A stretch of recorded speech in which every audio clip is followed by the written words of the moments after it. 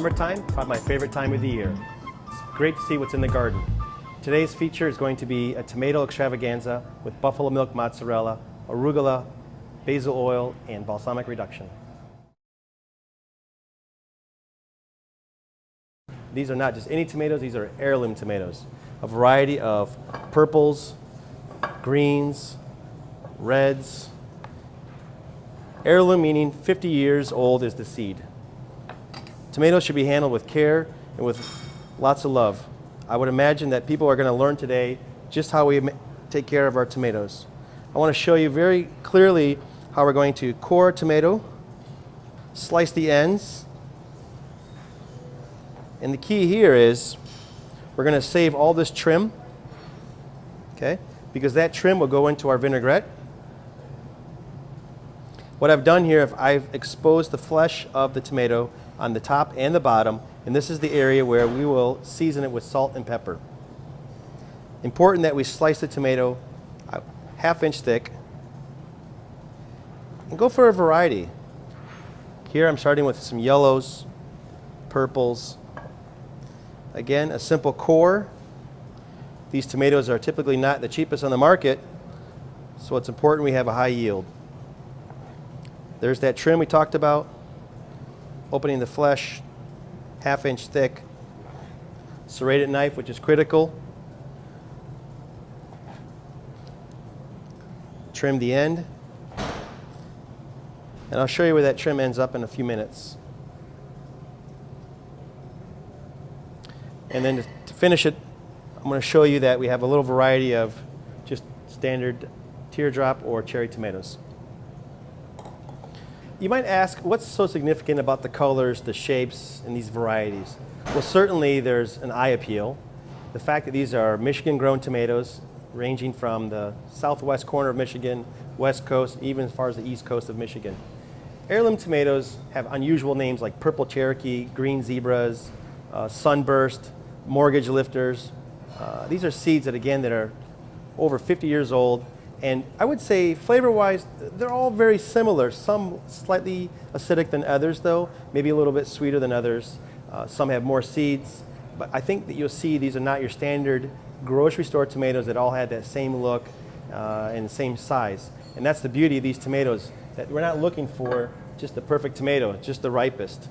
You can see that this tomato isn't your most normal looking, but certainly has a lot of flavor packed inside there. What's important here is that I'm showing you how we've laid the tomatoes out, not just for the camera, but for the fact that I need to season each of these tomatoes with kosher salt and black pepper. And what I'm using here is a technique we call feed the chickens. Raise the salt, finger high, bring the black pepper fingers a little bit lower. Remember, tomatoes are mostly water, so it's critical to season carefully, and don't be shy about the salt. A few extra steps of seasoning the tomatoes on both sides is critical. I wouldn't slice the tomatoes more than 2 hours ahead of time of planning on serving them. They tend to leach out too much of the water. Now that we have our tomatoes set aside, we'll move on to some of the supporting rolls. We talked earlier about the trim of the tomatoes. All that trim has a lot of flavor, and that flavor should never go to waste. So what I have here is an unusual contraption called a food mill, but if you didn't have one of these at home, you could use a blender. It would easily suffice. What I'm doing here is I'm just extracting the essence of all the tomato trim into a liquid, otherwise known as, guess what? Fresh tomato juice. And what better way to make a tomato vinaigrette than fresh tomato juice? The blender will be able to do the same thing, but what happens with the blender is that the blender creates a lot of air. If you take a look here, 100% of just beautiful red tomato juice, slightly acidic, a great supporting role for the rest of the vinaigrette. Here we have fresh squeezed lemon juice, 2 tablespoons. Apple cider vinegar, about 3 tablespoons. 2 cloves of garlic that have been mashed.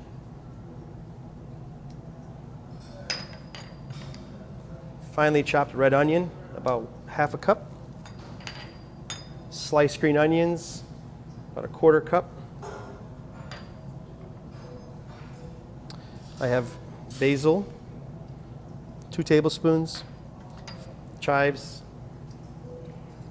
good tablespoon, and last but not least, we're going to round it out with some fresh Italian parsley, 2 tablespoons.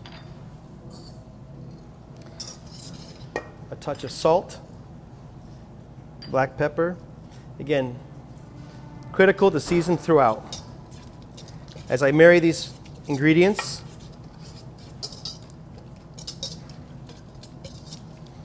the finishing touches would be olive oil.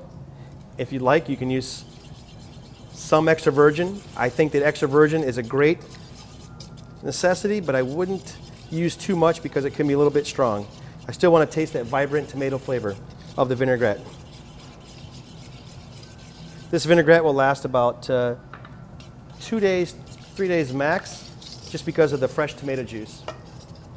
And you can see that the color will change dramatically by adding all the other ingredients. You're not going to have that vibrant red. Give it a quick taste.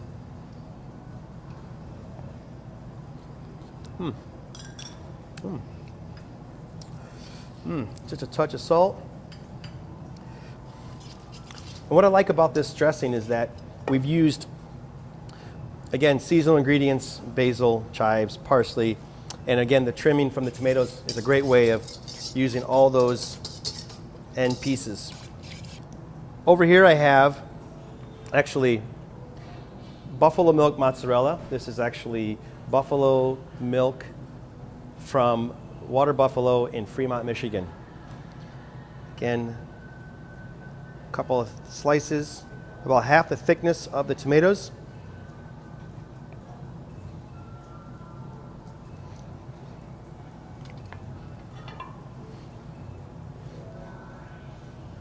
We talked about seasoning before. We season in layers, salt, black pepper,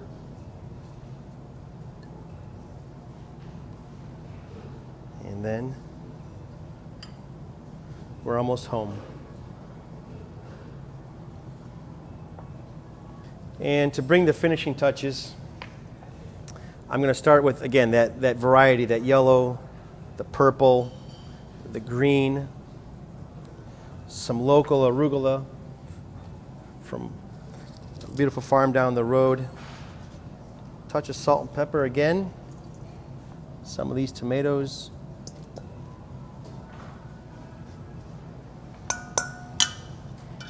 The vinaigrette.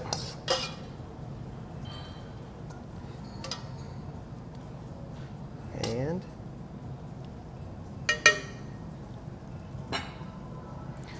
just a gentle toss. I'll start with my purple tomato on the bottom, a little cheese,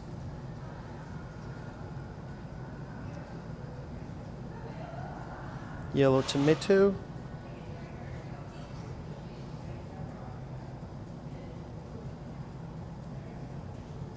the arugula,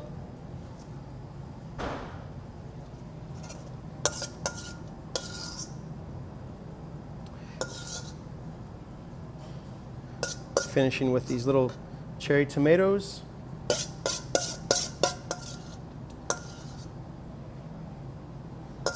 Let the vinaigrette sort of cascade down the sides.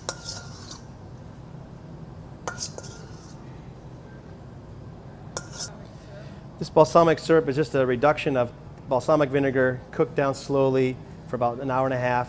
2 cups would probably cook down to half a cup, and then it would add a little sugar just to sweeten it.